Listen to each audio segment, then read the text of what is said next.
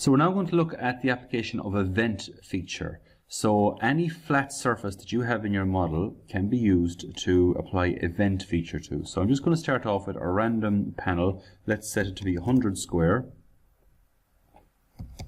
And I'm just going to extrude that to be 5 mil thick. So you can use your imagination. That can be anywhere on your model, on the bottom of it, especially somewhere where there's a motor. You might want a little panel with a vent in it. So ignore the fact that this is just a small panel, it's just a flat surface. We're going to start a sketch to begin with on the flat surface, and we're going to draw a circle. Let's just look straight in at that, space bar, normal 2. And you can dimension this if you wish. Let's just set that to be 70.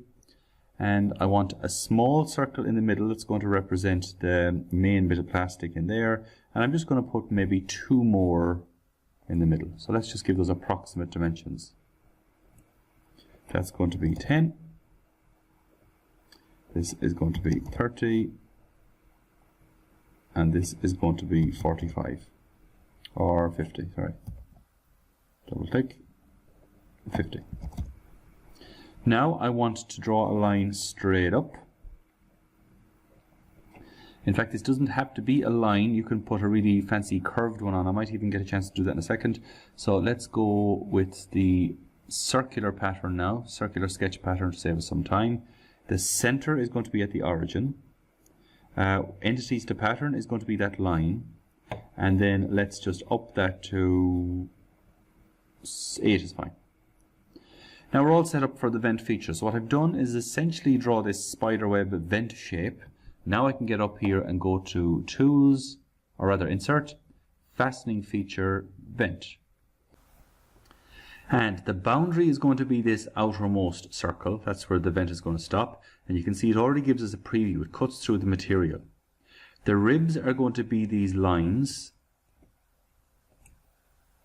So let's click all of those. And you can set these to be whatever size you want. So you can see from the back, they're only going down 1 millimeter by 5 millimeter. So you can actually set those to be 5 by 5 if you want them to go the full thickness of the material. Then let's go down here and hit spars. And I should be able to select that circle and that circle. Same thing as before, they're currently set to 1 by 2. Let's maybe set them differently to 2 by 3.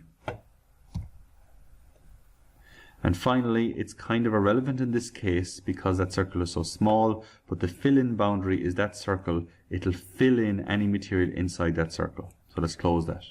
What I'll just do to show you that fill-in boundary is I'll edit the sketch and I'll make that be 15, and hopefully now the fill-in boundary might come through. And it just about does. You can see the fill-in boundaries there. I'll do it once more and make it 17. And that's just what the fill-in boundary does. So usually you'll have that in the center. Now what I might just do is go back and show you a slightly different method. It's exactly the same method in fact, but it's just going to use some slightly more complicated geometry. So I'm still going to use the same circles that way. I won't even dimension them this time. And here I'm going to use a spline, just going up there even, yeah. And I'm just going to put a little bit of a twist in it this time. So it's not that extreme. And I'm going to go to circular sketch pattern. The center is going to be there as before. Let's get in and get it there. And entities to pattern is the spline. Let's put in 8 of them again. Insert. Let's just close that sketch, sorry. Insert, fastening feature, vent. The boundary is the arc, it's already picked it up. The ribs are going to be the splines. You can see it can deal with more than just straight lines.